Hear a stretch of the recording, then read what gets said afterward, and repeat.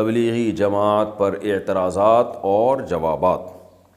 تبلیغی جماعت پر اعتراض کرنے والے کہتے ہیں کہ یہ لوگ مسجد میں اعلان کرتے ہیں، اسی طرح مسجد میں قیام کرتے ہیں، سوتے ہیں، کھانا کھاتے ہیں،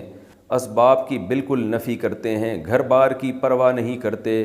سب چھوڑ کر صرف توکل پہ چل رہے ہوتے ہیں، اور قرآن اور مستند احادیث چھوڑ کر فضائل اعمال پڑھتے ہیں جس میں متعدد ضعیف روایات ہیں، اور جو روایات اللہ کے راستے یعنی جہاد سے متعلق ہیں ان کو تبلیغی جماعت پر منطبق کرتے ہیں۔ براہ کرم ان اشکالات کا جواب دیجیے۔ معاذ صاحب کراچی سے۔ معاذ صاحب نے بہت سارے سوال کیے ہیں۔ پہلا سوال یہ کہ یہ لوگ مسجد میں قیام کرتے ہیں، مسجد میں سوتے ہیں، تو بھائی مسجد میں قیام کرنا بھی جائز ہے، مسجد میں سونا بھی جائز ہے۔ حضرت علی رضی اللہ تعالیٰ عنہ مسجد میں ہی تو آرام فرما رہے تھے جب رسول اللہ صلی اللہ علیہ وسلم ان کے پاس گئے، تو مسجد نبوی کی مٹی آپ کے رخسار مبارک پہ لگ گئی تھی، تو اسی پہ نبی صلی اللہ علیہ وسلم نے ابو تراب سے آپ کو خطاب کیا ہے، مٹی والے۔ حضرت عمر نے ساری زندگی کے لیے اپنی کنیت ابو تراب ہی کر دی۔ تو ہاں، صرف سونے کے لیے مسجد میں جانا، گپے مارنے کے لیے مسجد میں جانا یہ ٹھیک نہیں ہے۔ تو تبلیغ والے گپے مارنے کے لیے تو نہیں جاتے نا، وہ تو دین کی تبلیغ کے لیے جاتے ہیں، تو جائز ہے، سونا بھی جائز ہے، قیام کرنا بھی جائز ہے، اعلان کرنا بھی۔ اعلان بھی کوئی بچوں کی گمشدگی کا اعلان تو نہیں کر رہے ہوتے کہ ایک بچہ نیلے رنگ کی لیکر اور پیلے رنگ کا بنیان پہنا ہوا ملا ہے، جن صاحب کہو آ کے لے جائیں، تو وہ تو دین کا اعلان کر رہے ہوتے ہیں، تو کوئی حرج نہیں ہے اس میں۔ رہا یہ مسئلہ کہ کھانا کھاتے ہیں، تو مسجد میں کھانا کھانا بھی جائز ہے، ناجائز ہونے کی کوئی دلیل نہیں ہے۔ ہاں، مسجد کے آداب کا خیال کر کے کھانا کھانا چاہیے۔ اعتکاف والے نہیں کیا کھانا کھاتے مسجد میں، اسباب کی بالکل نفی کرتے ہیں وہ۔ اچھا، یہ کہتے ہیں اسباب کی نفی کرتے ہیں، یعنی اللہ سے ہوتا ہے، اللہ کے علاوہ سے نہیں ہوتا۔ تو یاد رکھیں، تبلیغ والے جب یہ کہتے ہیں نا اللہ کے علاوہ سے نہیں ہوتا، تو اس کا مطلب یہ ہوتا ہے کہ اصل کرنے والا اللہ ہے۔ وہ یہ نہیں کہتے کہ اسباب اختیار نہ کرو، اسباب اختیار تو کرتے ہیں، تبلیغ والے بھی تو اسباب اختیار کرتے ہیں۔ رائے ون میں ڈاکٹر بھی بیٹھے ہوئے ہوتے ہیں، کوئی بیمار ہو جائے گا تو ڈاکٹر اس کا علاج کریں گے، سیکیورٹی کا انتظام بھی ہوتا ہے، پانی کا ٹینک بھی ہوتا ہے۔ اگر وہ اسباب کی بالکل نفی کر رہے ہوتے تو وہ کہتے کہ نہ ہمیں پانی کی ضرورت، نہ واش روم کی ضرورت، بیت الخلا بھی اللہ کرا دے گا،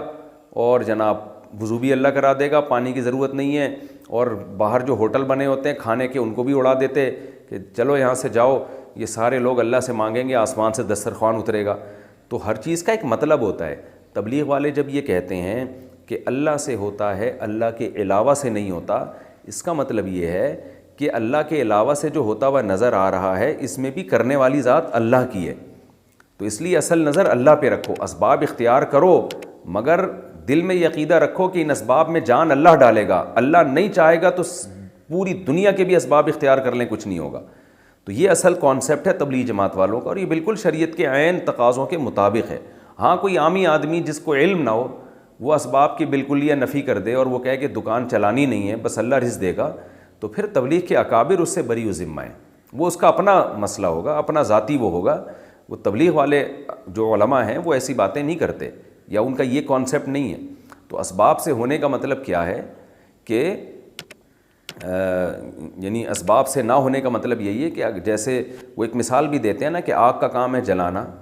لیکن ابراہیم علیہ السلام کو آگ میں ڈالا گیا تو آگ نے نہیں جلایا، اس سے پتہ چلتا ہے جلاتا اصل تو اللہ ہے۔ اب اس سے تبلیغ والے کبھی یہ ترغیب نہیں دیتے کہ آپ بھی آگوں میں چھلانگ لگایا کرو، یا چولہا گھر میں جل رہا ہو تو چائے کا برتن رکھنے کے بجائے دودھ اور پتی کھا کے خود اس چولہے پہ بیٹھ جایا کرو تو اللہ اپنی مرضی سے تمہیں بچا لے گا، تو کبھی بھی نہیں ایسا کہتے بھائی آگ سے دور بھاگو۔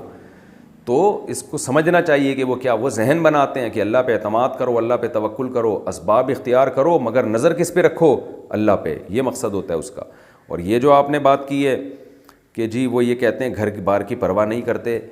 یہ بھی غلط ہے، کہتے ہیں سب چھوڑ کر صرف توکل پہ چل رہے ہوتے ہیں۔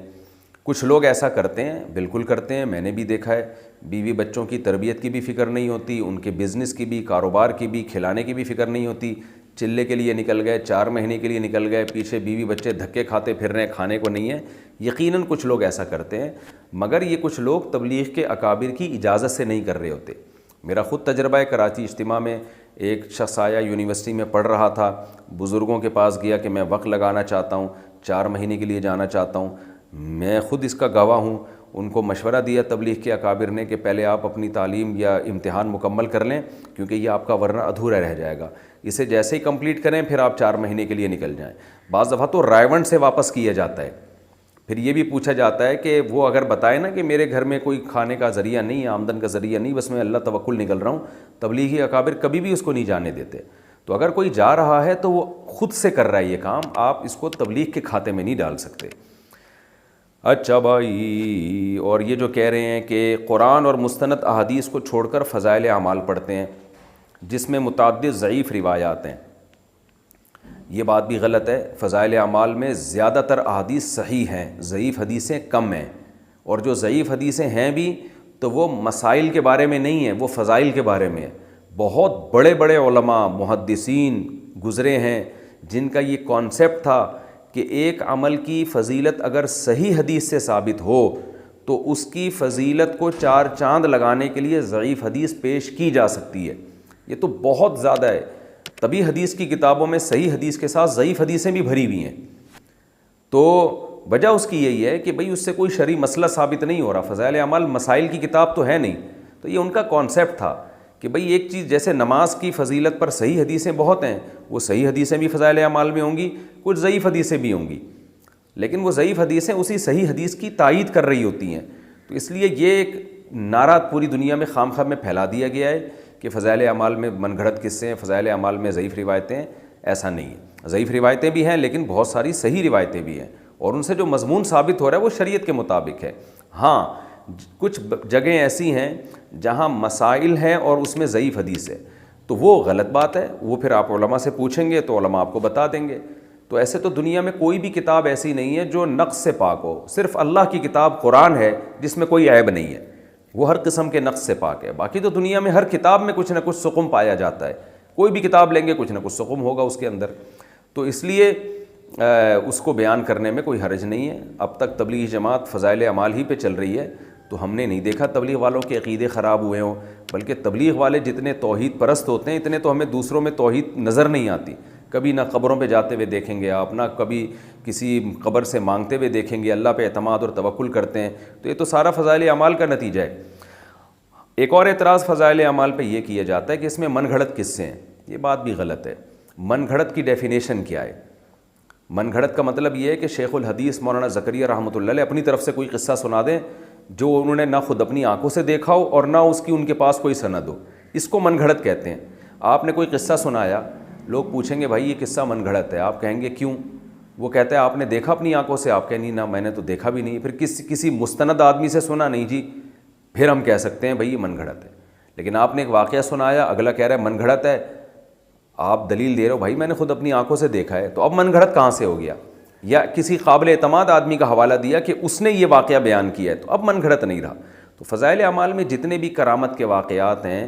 جتنے بھی اس طرح کے واقعات ہیں جو محیر العقول ہیں، وہ کرامت کے واقعات ہیں، تو فضائل اعمال میں نے جس کتاب سے لیا ہوتا ہے اس کتاب کا حوالہ دیا ہوتا ہے، اور وہ کتاب کے مصنف بڑے بڑے محدثین، بڑے بڑے مورخین ہیں، تو قابل اعتماد لوگوں کے حوالوں کے ساتھ وہ واقعات لکھے ہوئے ہیں، تو ان کو من گھڑت کس بیس پہ کہہ دیا آپ نے؟ تو اس لیے یہ الزام برائے الزام ہے، اس کی کوئی حقیقت نہیں ہے۔ ہاں یہ ضرور ہے کہ ویسے ہم چھوٹا منہ بڑی بات کرتے ہوئے کہ ہماری کیا حیثیت ہے، لیکن میں کیا بعض بڑے علماء بھی ہم نے دیکھے ہیں، وہ تبلیغ کے اکابر کو ایک مشورہ دیتے ہیں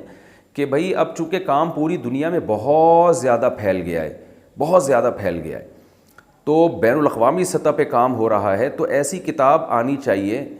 جو بالکل بے غبار ہو، جس میں ساری حدیثیں صحیح ہوں، اس میں ضعیف، کیونکہ جیسے جیسے کام بڑھتا ہے نا اس کا معیار بھی اسی حساب سے بڑھانا پڑتا ہے آپ کو۔ تو اس لیے ہمارا ایک مشورہ ہے کہ ریاض الصالحین ہونی چاہیے، کیونکہ ریاض الصالحین میں A to Z ساری حدیثیں صحیح ہیں، الا یہ کہ ایک آدھ روایت پر اس کے کلام کیا گیا ہے، لیکن وہ بھی کوئی یقینی طور پہ کلام نہیں ہے۔ تو اس لیے ریاض الصالحین جیسے کہ عربوں میں جماعت میں جو عرب لوگ نکلتے ہیں ان کے لیے ریاض الصالحین ہے، تو ریاض الصالحین ہوگی تو وہ اس سے کام زیادہ بڑھے گا۔ یہ ایک مشورہ ہم بھی دیتے ہیں، لیکن ہماری کوئی ایسی اوقات نہیں، ہمیں تو یہ مشورہ دیتے ہوئے بھی شرم آتی ہے، لیکن بعض بڑے علماء بھی یہ کہتے ہیں۔ مولانا ابو الحسن علی ندوی رحمہ اللہ تعالیٰ نے تبلیغ جماعت میں ریاض الصالحین شروع کروائی تھی عربوں میں، تبھی عربوں میں کام اتنا پھیلا ہے، تو اگر یہاں بھی ریاض الصالحین شروع ہو جائے تو یہ زیادہ اچھا ہوگا۔ رہا یہ مسئلہ کہ جہاد والی روایتوں کو تبلیغ والے تبلیغ پہ فٹ کرتے ہیں، تو دیکھیں جہاد والی روایتوں کو جو تبلیغ والے تبلیغ پہ فٹ کرتے ہیں، تو اس طور پر اگر کوئی جہاد کی روایتوں کو فٹ کرے کہ جہاد کا جو 100% ثواب ہے وہ پورا تبلیغ میں نکلے گا، پھر تو یہ بات غلط ہے۔ لیکن اگر کوئی اس طور پر منطبق کرتا ہے کہ جہاد میں اور تبلیغ میں قدر مشترک کیا ہے کہ مجاہد بھی اپنا گھر بار چھوڑ کر اللہ کے دین کی مدد کے لیے نکلتا ہے، اور جو تبلیغ میں نکلے یا دینی مدرسے میں علم حاصل کرنے کے لیے نکلے وہ بھی اللہ کے راستے میں ہوتا ہے، تو ایک نیک شگون کے طور پر یہ فضیلت لی جائے کہ بھئی دونوں کا مقصد تبلیغ ہے، تو جہاد کی کچھ آیتیں ایسی ہیں جو تبلیغ پہ فٹ ہوتی ہیں۔ جیسے قرآن میں آتا ہے ان تنصروا اللہ ینصرکم، اگر تم اللہ کی مدد کرو گے اللہ تمہاری مدد کرے گا۔ تو یہاں کیا مطلب ہے؟ اگر تم اللہ کے دین کی مدد کرو گے، تو جیسے مجاہد اللہ کے دین کی مدد کرتا ہے، اب یہ آیت اصل میں ہے تو جہاد کے بارے میں، لیکن اس میں اللہ نے جہاد کا لفظ استعمال نہیں کیا، بلکہ اللہ نے یہ کہا کہ اگر تم اللہ کے دین کی مدد کرو گے تو بھی اللہ بھی تمہاری مدد کرے گا۔ تو اس میں علماء بھی داخل ہیں، اس میں تبلیغ والے بھی داخل ہیں، اس میں مجاہد بھی داخل ہے، سب سے پہلے تو مجاہدین داخل ہیں اس میں۔ تو تبلیغ والے اس طرح کی آیتوں کو اگر تبلیغ پہ فٹ کرتے ہیں تو یہ بالکل جائز ہے۔ یا صحابہ کے واقعات کو کہ وہ دین کے لیے نکلے اور کیسا لڑے اللہ کی راہ میں، تو قربانی دی نا، تو جہاں بھی قربانی ہوگی وہاں وہ والی آیتیں فٹ کرنا جائز ہوگا۔ البتہ کچھ آیتیں ایسی ہیں جو اسپیسیفک شہادت کے فضائل پر وارد ہوئی ہیں، آیتیں یا حدیثیں، یا کچھ آیتیں اور حدیثیں ایسی ہیں جو زخمی ہونے پر یا پہرا دینے پر ہیں، کہ جو فرنٹ لائن پر جو پہرا دے گا مجاہد، لعلہ اللہ یرجع الی اہلہ، اسے یقین نہیں ہے کہ اب واپس گھر لوٹ بھی سکتا ہے، تو اس طرح کی آیتیں جن میں شہادت کی فضیلت ہو، یا اللہ کے راہ میں زخمی ہونے کی فضیلت ہو، یا فرنٹ لائن پر لڑنے کی فضیلت ہو، وہ فضیلتیں بہرحال تبلیغ پہ فٹ نہیں کی جا سکتی۔ تو اگر کوئی تبلیغ والے ان قرآنی آیات کو تبلیغ پہ فٹ کرتے ہیں تو وہ غلط کرتے ہیں، یہ ان کا انفرادی عمل ہے۔ اور ویسے بھی دیکھیں جب اتنے بڑے پیمانے پر کوئی کام ہوتا ہے تو کچھ نہ کچھ مسٹیک اور فالٹ اس میں پیدا ہو سکتے ہیں۔ یہ ممکن نہیں ہے کہ آپ اتنے بین الاقوامی سطح پہ اتنا بڑا خیر کا کام کر رہے ہوں اور اس میں ذرا بھی کوئی فالٹ نہ آئے، یہ ممکن نہیں ہے۔ تو یہ دیکھا جاتا ہے کہ خیر غالب ہے۔ تو الحمدللہ آج تبلیغ کے کام میں خیر اتنی غالب ہے کہ اگر کوئی چھوٹی موٹی خطا ہو رہی ہے ان سے، تو وہ بڑے اکابر کو بڑے احترام کے ساتھ ان کو اس پہ مطلع کیا جا سکتا ہے۔ وہ خطا ٹھیک ہو گئی تو صحیح ہے، نہیں ہوئی تو آپ اپنا کام کرتے رہیں، آپ اعتدال کے ساتھ محبت کے ساتھ اس کی اصلاح کی کوشش میں لگے رہیں، اس سے زیادہ کہ آپ مکلف نہیں ہیں۔